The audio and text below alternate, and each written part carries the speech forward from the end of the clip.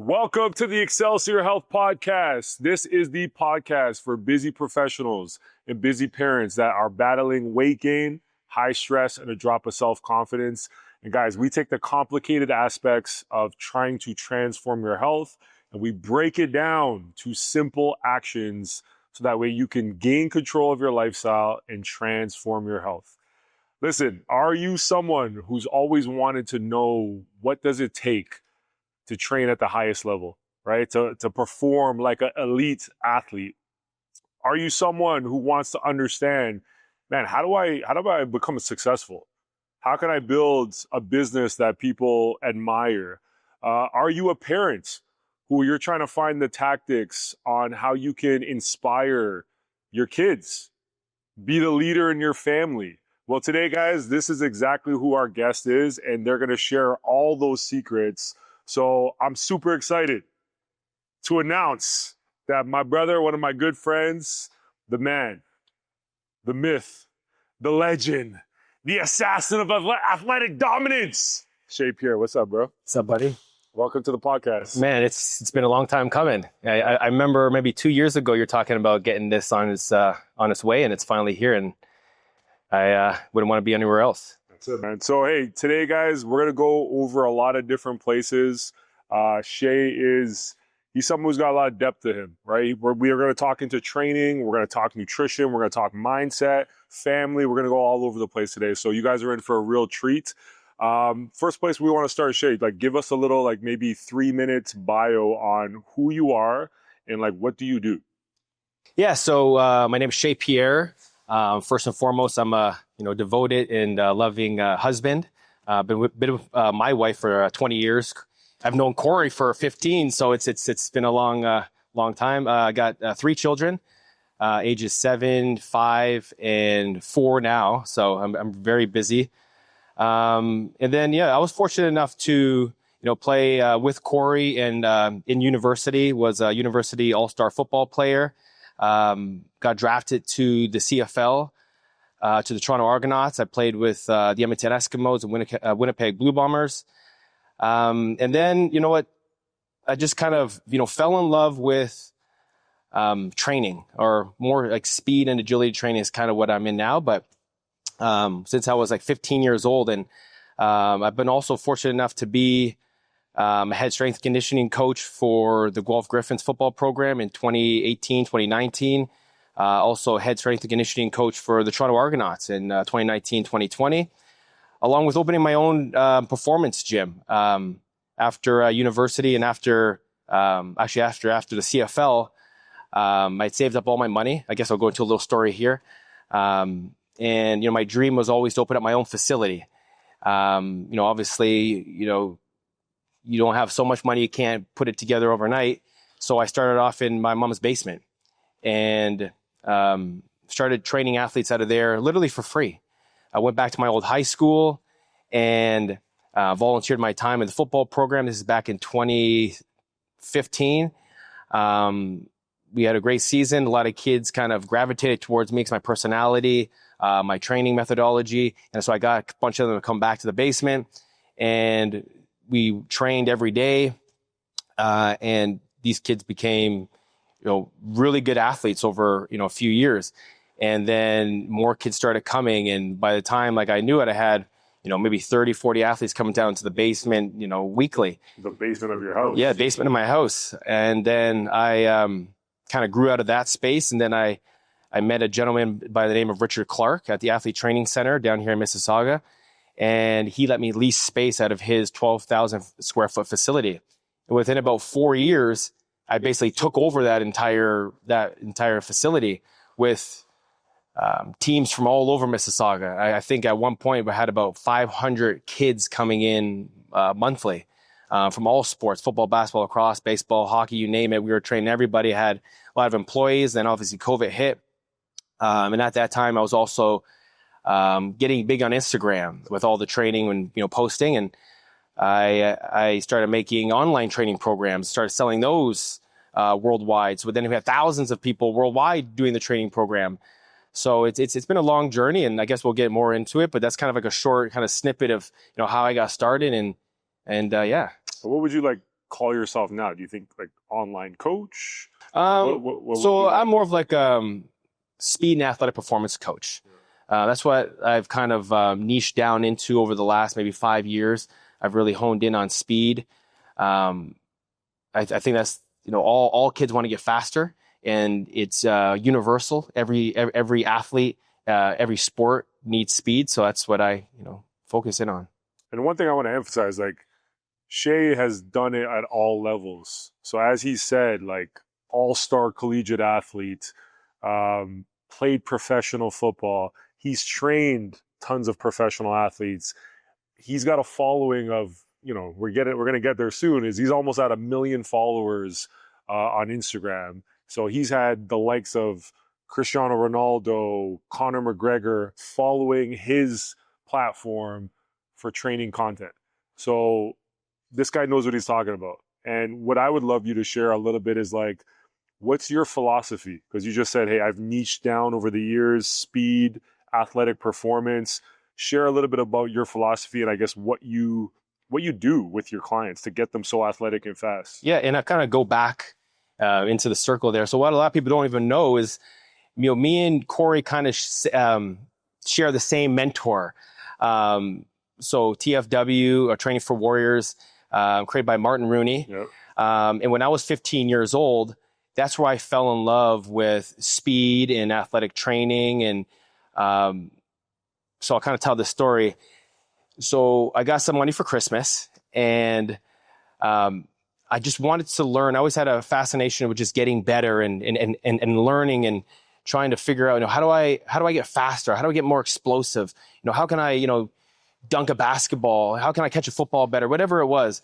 And so, and this is in the early years of YouTube and the internet. So back in 2005, for Christmas, I scoured the internet, and there was a guy named Martin Rooney and a guy named Bill Parisi's from the Parisi Speed School. And Martin Rooney was Bill Parisi's main trainer. So Bill Parisi is the creator and founder of Bill Parisi Speed School, the #1 speed school in North America. And so Martin Rooney was putting out all these DVDs on speed training, plyometrics, conditioning, all these things. And so I was like, man, this guy is incredible. And so I bought all the DVDs.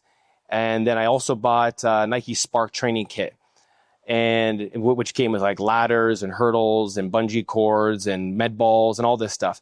And so it came a week later, and on that Christmas break, I studied these DVDs like all day. I did it every single day. And so when we came back to school, I was telling all my friends, and I said, you guys got to come train with me. Like, I got this wicked training protocol, and I'm in grade 11 at the time. And so I had about 3 or 4 guys come out every single morning, 7 a.m. The janitors would open the door in the gym, and we would do all these plyometric jumps, run the stairs, sprint the hallways, do push-ups, everything, throw med balls, do the ladder work. And Lord behold, okay, and he knows these guys, Ray Hartman, Devin Bailey, Jamari Ben, all of us made it to the CFL six years later. If these guys are incredible athletes, but they believed in the vision. And that's when I kind of started my coaching journey. I was only 15, 16 years old. And I fell in love with it from there. And then I just started researching and figuring out, what are the best methods to speed. And also I ran a collegiate track and field. And I said, also my time in university, we did a lot of heavy weightlifting. Mm-hmm. And just from that experience, my own anecdotal experience, I was getting bigger, but also I was also getting stiffer and slower, and I wasn't moving the same. I didn't have the same springs and athletic abilities, but I always did when I was sprinting and doing these plyometrics and everything. So when I was finished playing football and I started doing the training in my mom's basement, I would always just train my athletes like sprinters, and just do athletic explosive movements. We do weight training, but we weren't training like bodybuilders, and we were just getting incredible results. And it's the same methodologies I use today, just a lot of sprinting, form and technique, plyometrics, footwork drills, things that you would think about. Like if you're thinking of if you're watching sports, those type of movements, because your body, that's what it wants to do. And not to say we don't weight train, because we do weight train to get stronger, to build stronger muscles and make stronger tissue. But if you want to get fast, you got to run. You got to sprint. You got to do the same type of movements that you would do. And we just refined it and really focus in on the small, intricate details and the nuances of how you move. And it can just kind of blew up because people gravitate towards that. Like parents come to me and say, they don't say, oh, like I want my son to be stronger or more conditioned. They say, I want to get him faster. I say, well, more athletic. And that's how you do it. Hey, so before we continue, shout out to Martin Rudy. You know, that's one of my big mentors. And even just to have that impact on Shea, who, again, Shea's taken those principles, he's expanded on his own. So, man, he's a legend. To me, he's the coach's coach, but I forget sometimes that he's worked with so much people when it comes to speed and all those things as well. But what I want you to kind of maybe clarify, because, you know, a lot of people that follow this podcast, they're the busy professional. They might not know, like, okay, what is someone who wants to be fast and explosive? Like, what do they do? So in your principles of making someone fast and more powerful and more athletic, what are a couple like key things that people should be doing? Okay, so let me break it down. And you can actually find this, and I don't want to, it's a shameless plug. You can go on my Instagram, you can go on my website, and I have my Youth Speed Masterclass, because right now we're focusing reeling in the youth athletes and helping them, you know, take their game to the next level so then they could, you know, use this for years to come. So if you go to my Instagram and get the 5 key mistakes that your child might be making, so it's a masterclass, and here's the 5 things, okay? Number 1 is their form of technique, their foot strike position. That's going to instantly make them more efficient at sprinting. If your form is off just a little bit, you can get injured. Number 2 is their arm swing mechanics. So if you notice, most young athletes, they swing their arms all side to side. They're very... My son sometimes I'm like, man, look up, keep the arms They're straight. very erratic with their arms. Okay, they're all over the place.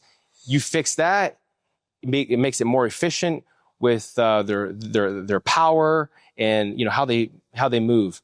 Number 3 would be their foot strength, or we call it ankle stiffness. So how their foot hits the ground. A lot of young athletes, even busy professionals, they wear these big, thick-soled shoes, and so they lose this neural connection in the ground. They lose their foot strength.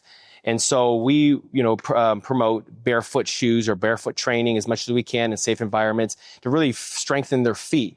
So when their foot hits the ground, it doesn't yield too much. They can spring off the ground and they can be more elastic and be more explosive. And then number 4 is they got to get stronger. So that's where the weight training comes in. So they got to build that general strength through this, young athletes is building the foundation through body weight strength movements like push-ups, chin-ups, squats, lunges. And then obviously getting older and putting some weight on their back in squats and deadlifts and pushing sleds and stuff like that.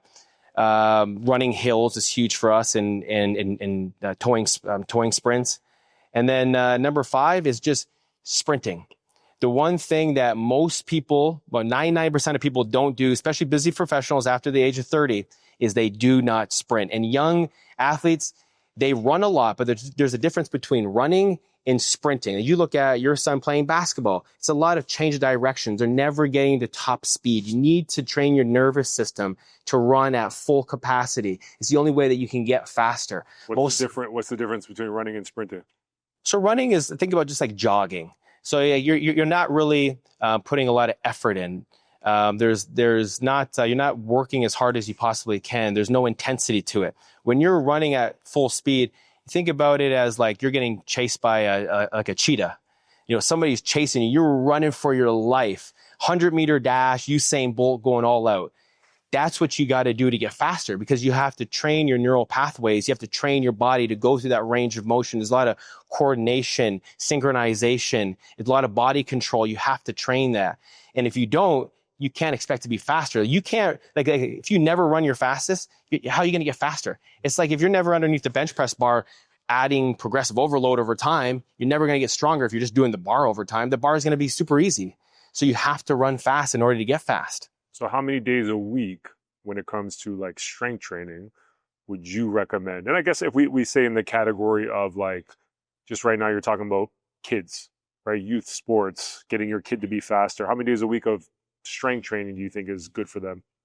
So strength training, you can go 1 to 2 times a week, depending how old you are. Like my son's 7. I do it once a week with him, just working on his form of technique, body weight, squats, isometric holds, teaching him the positioning. You don't have to overdo it. They get a lot of strength training by just riding bikes, because that's a form of strength training, resistance training. My son plays hockey. I'll just add equipment, and skating is a form of resistance training. So stuff like that. You don't have to overdo it, and you also want them to fall in love with it and not feel like they're forced or pushed into it. So it's just slowly teaching them. And the programs that I sell are teaching them in a fun, energetic way, and it's setting them up for health and wellness for life. Because when I was younger, I didn't have all this kind of stuff. I kind of learned on my own. But over time, it's given me an opportunity now as I'm older, to do a lot more things because I'm so strong and from building so much muscle when I was 15 years old, right? Like muscle is like I forget what they call it, like health and longevity muscle, like, health. It's the key to longevity. Yeah. So, hey, it helps you over time, right? So you want to teach your children that. Yeah. I want to go back to what you were saying about just you growing up and discovering this for yourself. So again, I've known Shea since he was 16 years old, met him on the football field. Super athletic guy, but quiet guy. He would warm up and goof around sometimes and when you get to know him. But I want to let everybody know is like, this guy has always been this guy who was putting his health and fitness at the top. So, when we were, in university, I would be the guy who was ready to think about going out at night and having a good time.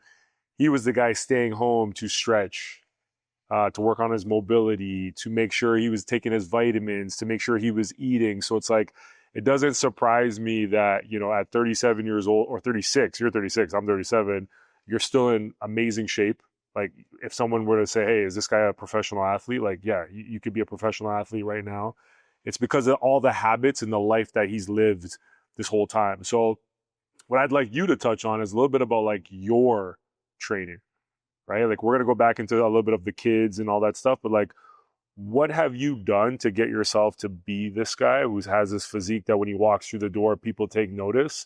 And then also, has it changed in the last, 5 years, decade, that allows you to maintain this great physique, but this overall health as well? Yeah. So, going back to the point where Cory was talking about me being in university and everybody's going out, partying, having fun, I always just had a different mentality. And I guess we'll talk about that later about the way I was brought up, but I always want to be the best. And I always wanted to give myself the opportunity to, chase my dreams, my goals, my aspirations of making it to the CFL. And if anything kind of deterred me or kind of brought me down a different path, I was always so mentally strong to say, no, I have to get this done. And it's got to be this way. Like I would literally, like you said, stretch. My nutrition was on point. I would go to sleep at like 7 o'clock to be up for a 5 a.m. Training lift. Like I was so dialed in on trying to be the absolute best that it's kind of now kind of helped me to where I am today. But I don't know, like training for me has just been like something that allows me to escape and just kind of like even now live the dream of being, an entrepreneur. Like I feel like I have to do, the daily routines that I've stuck with since I was a kid. Like It's like I have to be, disciplined with my nutrition. I got to be disciplined with my sleep. I got to be disciplined with my training. Like if those things are off, then I feel like that I'm off as like a human, and like my thinking's not right, or like it's a good and it's a bad thing at times. Yeah. Because like, you get off your routine just a little bit, it can mess with your whole day and you feel like you haven't got anything accomplished. Yeah. Right. So every day I start off with a training session, if it's just a walk, right? Like I used to, come train here in the mornings all the time, and now I train at home, but I walk every day. I do my training every day, and it's just who I am. It's just part of who you've been. So the podcast, everybody knows, hey, it's Excelsior Health.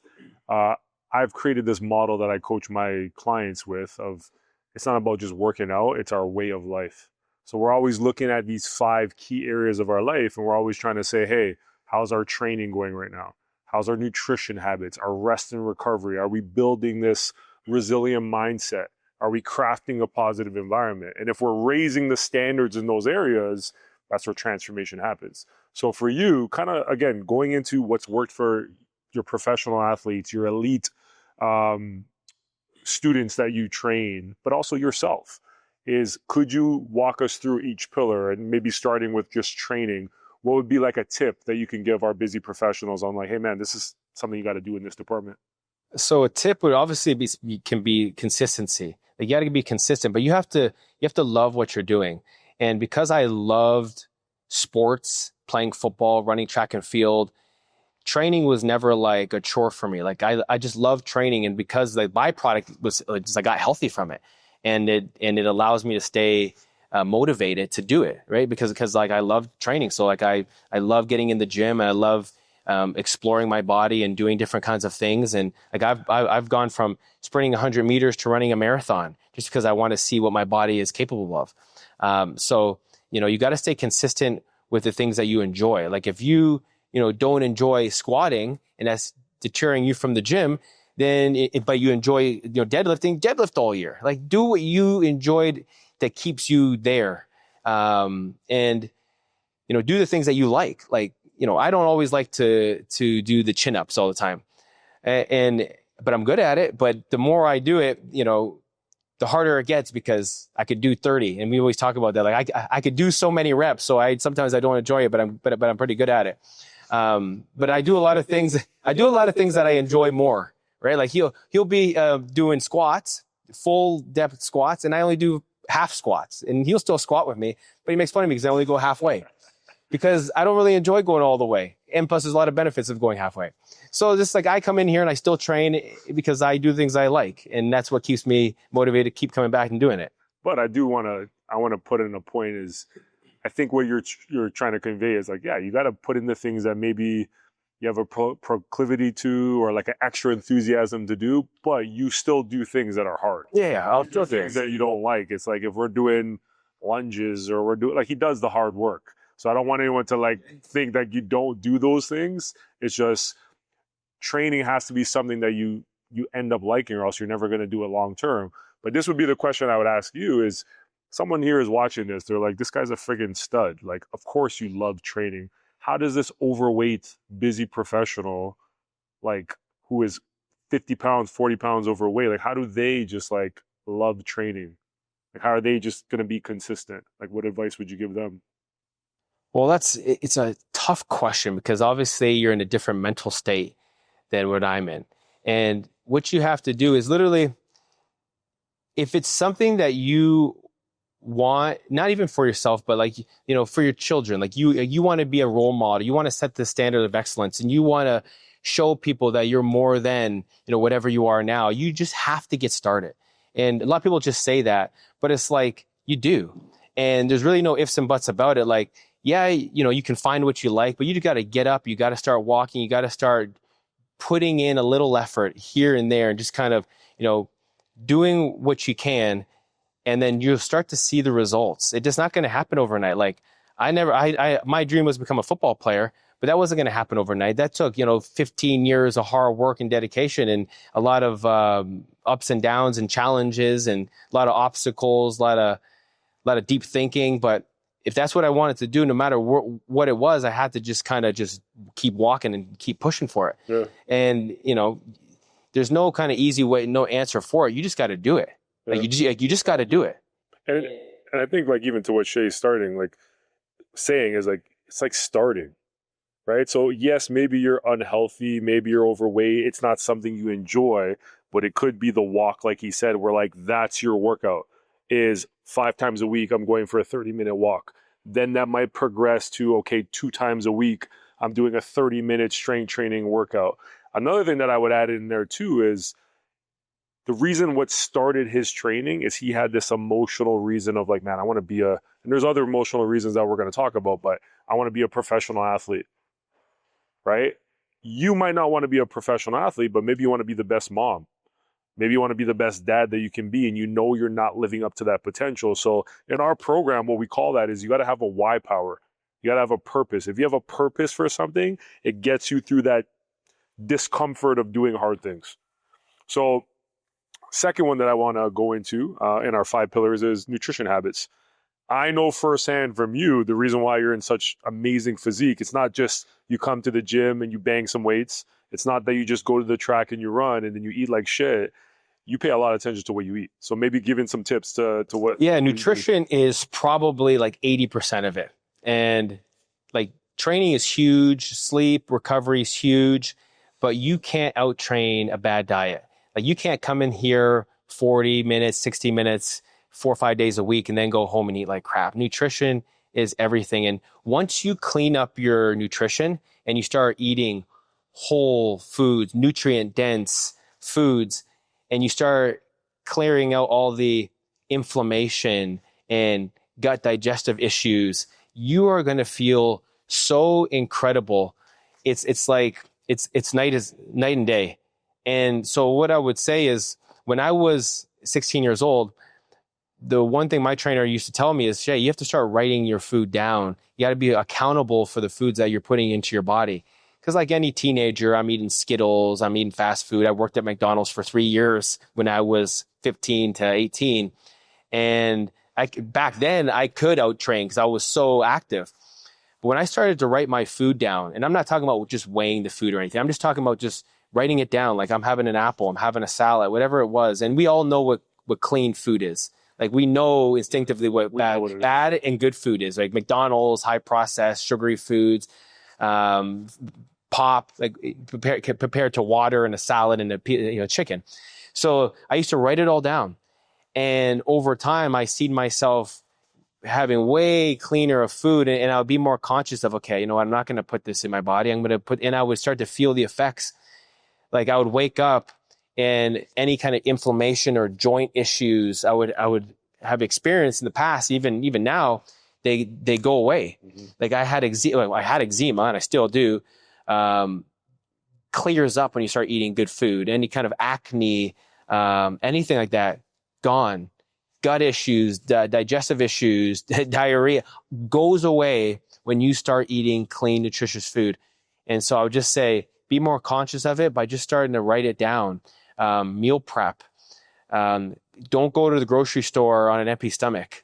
Like be mindful of those things because it makes a big difference. Like if you want to be your best self or your greatest self, food is everything. Because if you eat bad food, it gets you very foggy. Yep. And you get very lethargic and very tired and your mood swings go. And we'll talk more about, other things, but food is the biggest culprit and factor in the world when it comes to people being overweight and not being healthy. Yeah, and a big goal that a lot of people tune into this podcast and they sign up to Training for Warriors. And also I think to an element in the past people worked with you for is they want to lose fat, man.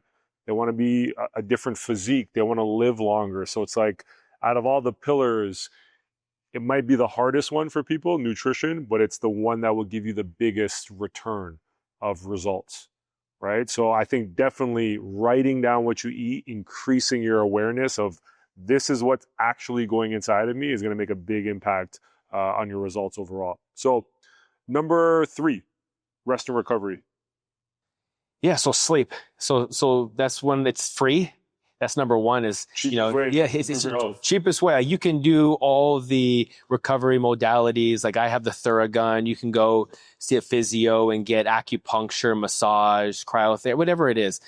And those things are great and they speed up a lot of, healing properties, but sleep is the number one healing mechanism tool that you can use in order to, be your greatest self. Like I remember times where I would only get, 4 or 5 hours of sleep as an athlete and even as a professional. And, studies have shown that your athletic performance or just like your cognitive abilities can decrease by 25, 30, 40%. And you're at more risk of injury if your sleep is off. Right? Guys like LeBron James, they actually have a nap set in during the day in his schedule because sleep is so important. And he makes sure that he gets 8 hours every single day. And that's what's allowed him to play for 20 plus years in the NBA. So sleep is the main factor. It might, like when you train, you're not getting better then. You're actually breaking down your muscle tissue, and you're actually decreasing yourself at that point. It's where you sleep and eat is where you get your recovery, and you go back up, and you're able to come back the next day and a week later and a month later and actually lift more weights because of your recovery. And if your sleep is bad, then you're going to figure out, hey, I don't know why my bench press is stuck at 100 pounds for the last couple months, because you're not recovered properly. Your body is not able to adapt. So if your sleeping goes up and your nutrition goes up, your gains are going to go through the roof. And that's one thing I want everybody to understand is like Shea, you can hear even what he talks about. It's always performance related. So maybe you're not this professional athlete, but you want to perform at your job. You want to be able to make better critical decisions. You want to be able to work harder and longer. Or you're, hey, that parent that's like, man, I need to be present for my kids. I can't be sitting on the couch feeling like I got to take a snooze. He's always coaching up in terms of performance. But I saw your detail or even just your energy switch when he started talking about nutrition and sleep. Training, you mentioned some stuff, but it's like, I want everyone to understand that's how important your sleep is. Sleep is not a luxury. It's a necessity, especially if you want to lose fat, you want to perform at a high level, and you want to live a good quality life, right? So the remaining two pillars, these are the ones that a lot of people don't think of when it comes to their health, is building a resilient mindset and in a positive environment. So for you, you have one of the toughest mindset I know, because you've built a really successful business. You've overcome a lot of challenges, especially growing up.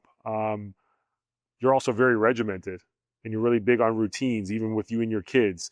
Can you give maybe one or two tips in those departments on like, man, how can I be a little bit more resilient with my mindset, but also how can I craft a more positive environment so I could be more successful? Yeah. So the mindset one, that comes from a lot of, things in your own personal life, things that motivate you, and your own challenges and obstacles and things. But if you want to build the right mindset, you just got to be around the right people. And obviously here at Train for Warriors, when you're around a group of like-minded individuals and coaches that want the best for you, to actually see you have results and are on you constantly, are very detail-oriented on everything that you're doing on a day-to-day basis, that's where you'll be able to build a greater resilient mindset, because you're putting yourself in a situation for success. And if you're around people that aren't successful or are constantly putting you down, or if you're in a bad relationship and you have a lot of stress, your body doesn't ever feel good. And it's actually harder. They've proven this in studies. It's actually harder to lose weight when you're under a lot of constant stress. Your body holds on to it. It's by far, Shea, like one of the biggest things when I'm doing my one-on-one mentorship meetings with people. It's like, it's not training, right? Like sometimes it is food, but the food is influenced by the stress. Yes. And their life and their relationships. Like stress is one of the biggest things that holds people back from getting where they want to be. Yeah. So when you get rid of stress, it's like you get all this weight off your shoulders, and then instantly you're wondering, man, I just dropped 10 pounds in a month. Like but I'm not really changing too much. Like, but it's because of the stress in your life, right? So I would say get around a positive environment, people that want to see you succeed, and you're going to see your mindset shift into a better place, into a positive place.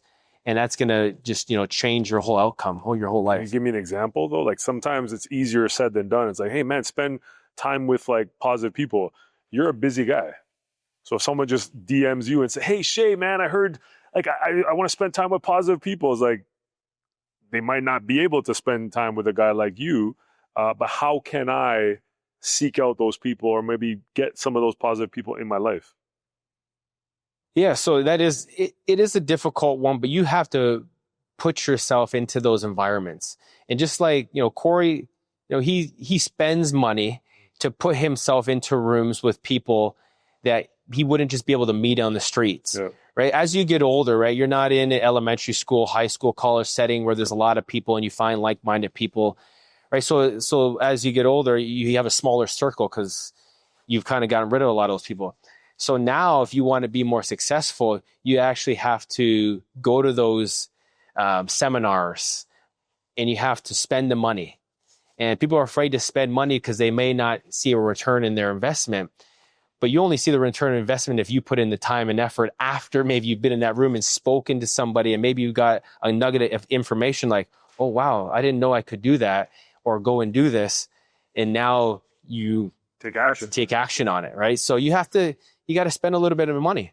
And people always looking for the free advice, but sometimes the free advice is only going to get you so far, because you have to go, because those people that you're paying for have also spent that money on themselves. On themselves. Some of my best relationships have come from mentors that I've spent thousands and thousands of dollars to extract their life experiences to help myself. You know, we mentioned already Martin Rooney, that's one person, but being in certain programs or certain courses or certain experiences, you then rub shoulders with other people that have similar interests, and then you're learning from those people. I think that's a great way. I think another way, guys, is like, make yourself more valuable as a person. So yes, getting in amazing shape, people want to talk to you. They want to learn about you. It's like it's a representation of your respect for yourself. I think investing in books and reading, these are all things that are going to make you be more valuable as a person, that people are going to be more attracted to you. I'm biased because I own a coaching program, but I would also argue is if you're looking to have more positive people in your life, places like this where you're around higher net worth people, that people own businesses, they're in great careers, and they're trying to work on themselves, that's how you're going to build. I've had so many people in this program become best friends, develop relationships, because they're in this place with higher achievers, that sometimes you don't have that in your family, or you don't have that in the people you grew up in high school with. What would be a last one in terms of mindset?